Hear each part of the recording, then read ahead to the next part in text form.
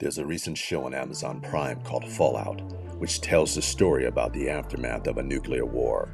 That series got me thinking about the uncertainty of AI, and I reflected on the recent pandemic we experienced, where we saw the whole world shut down in a matter of days. The global supply chain was cut off, which impacted how food reached our grocery stores. The question arises, can we trust our perishables to be fresh and our food sources to be safe? There has to be a better way. Maybe we need to get back to basics, the way nature intended, to grow food in abundance and to have tropical trees that reach for the heavens, fruit that will quench your thirst and have incredible flavors, and fruit that looks so pristine like it came from the Garden of Eden. Is it possible to have a homegrown food forest with endless varieties we can harvest all year round? Is this a reality within reach, or is it just a dream? All right, I love this topic. I know that intro might have been a little dramatic, but we're going to have fun on this channel. We're going to have a good time. And so it's not about necessarily what will happen in a nuclear war, but it's more about the food insecurities and the quality of the food coming through the supply chain. How do we protect ourselves? How do we make sure we have a healthy source of food? And how do we do that in our backyards? We're talking about fallout proofing your orchard. We're talking about how to get successive ripening.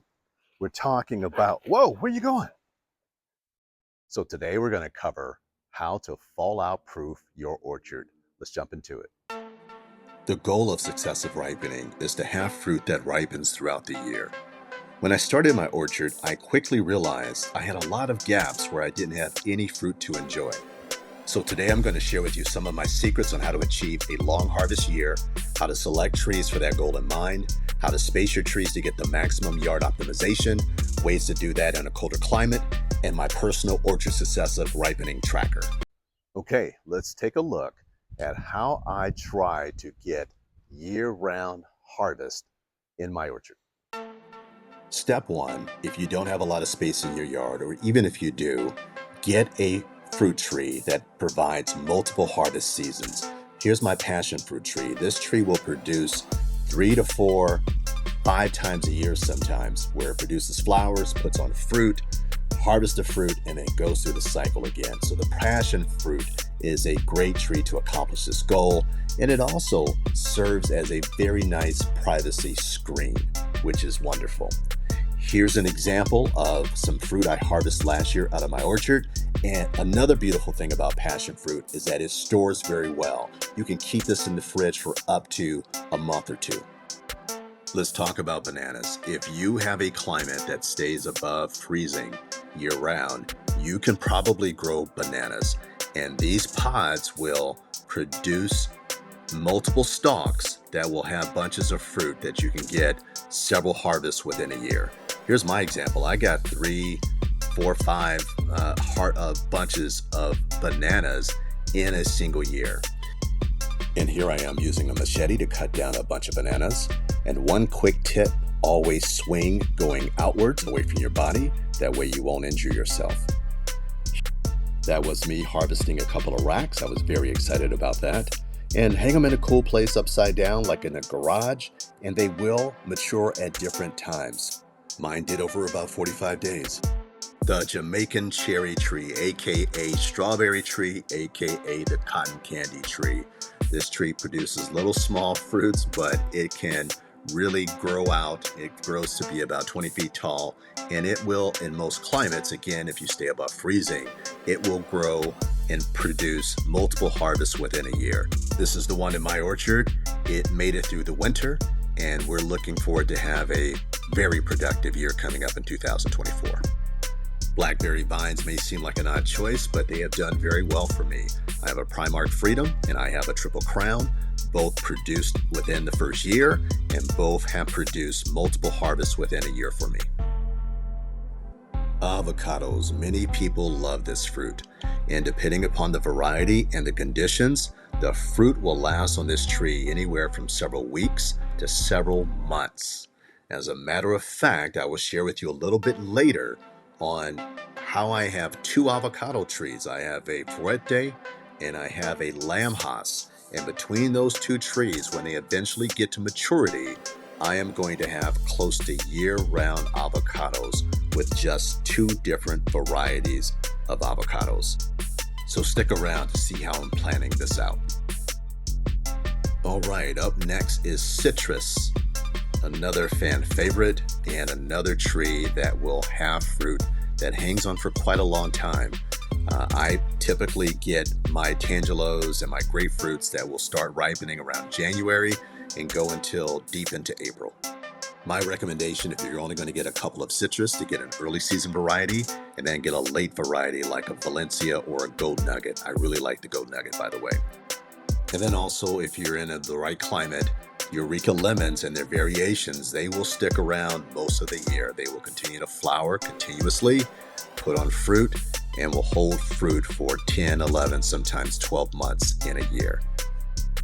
By the way, what is your favorite citrus? Drop a comment. Let me know. I'd love to read about it. My top were the Gold Nugget this year. I love Oro Blanco, which is right there. But the Gold Nugget won the taste test. And I would love to know what your guys' favorite citrus is. So definitely let me know in the comments. Sahara, ulay. Ulay. Sino? Sahara. Good girl, good girl. Good girl. So we're going to cover successive ripening. We're going to cover how to extend your harvest. We're going to cover spacing. Are you paying attention? Do you even care about this? You care about this? Yeah, okay, good. Got your attention. So those are the things we're going to cover for the... She's gone. Okay, while Sahara runs off and does her thing, let's talk about spacing. The fact of the matter is, most people do not have a lot of space in their backyard. So one of the things that you can absolutely do is do a 2-in-1 or a 3-in-1 planting.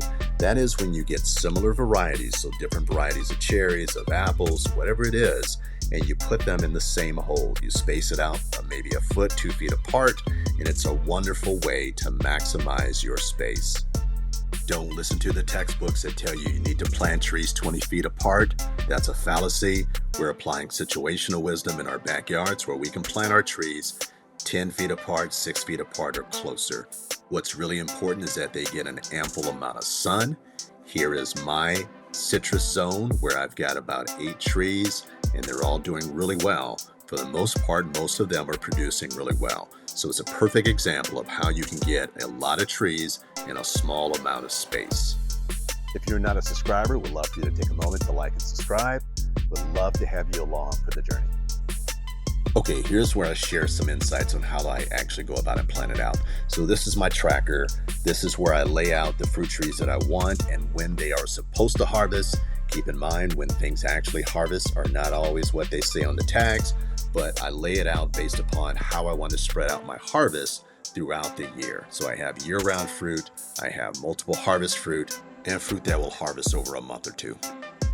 And here's the actuals of what's being harvested in my orchard. I have it color-coded based upon how much harvest is in each month, and then I have it tracked by each month of the year. So you can see in January, I have a pretty decent harvest, a pretty decent variety, but it starts to pick up as we get to April and May, and June is going to be even bigger, but we're going to spread it out and have harvest throughout the entire year. All right, let's give a couple of ideas for our friends that are in colder climates, especially colder winters, on things that you can do to get year-round harvest or close to year-round harvest. All right, so first of all, to my friends in colder climates like New York and Chicago and people in Northern Europe, there is actually success that you can have. First of all, check out people who are growing in your area. There are YouTubers that are growing in Michigan, growing in New York. Follow them. But one of the neat things you can do is actually you can invest in a greenhouse. I have a greenhouse for my tropicals, but you can get a high tunnel and they can be very large to medium size to actually quite small. You can get a little small greenhouse to protect some of your plants. So think about that if you're in a colder climate or have colder winters. Here's some quick tips I'll offer you. Maximize your growing season by finding out what are the late varieties and the early season varieties that grow in your zone. Go to your local nursery, consult with your local nursery. And then of course we just talked about greenhouses and high tunnels. Use container plants for the win. You can pull those out of the weather, out of the elements. You can store them inside in a garage. And then take your late season fruit and dehydrate them or freeze them for the winter. Here is a dehydrator I bought on Amazon, and I'll be transparent with you, friends. I have not used it yet, so please let me know in the comments if you have a dehydrator and how do you use it and what fruits work well. All right, so let me leave you with this thought. I am concerned about pesticides and what they do to our bodies and what they do to the environment and the poor quality of store-bought fruits and vegetables. But we can take control by growing our own crops to sustain ourselves year-round. It doesn't matter if our journey is in a small backyard or a large farm. It's about maximizing your opportunities and getting the most out of what you have. And remember, your dreams can come true. Backyard Orchard Dreams. All right, so that was today's subject matter, how to fallout-proof your orchard. Hope you got a lot out of it. Hope that the content was valuable for you. Please take a moment, not just to like and subscribe, but to leave your comments. I would love to get your engagement, love to get your thoughts, your feedback. So if you will, just take a moment, leave a comment, and it greatly helps out the channel, but also the community, so that we can all learn and up our education together. So that's it for today. Thanks for joining, and I'll see you soon.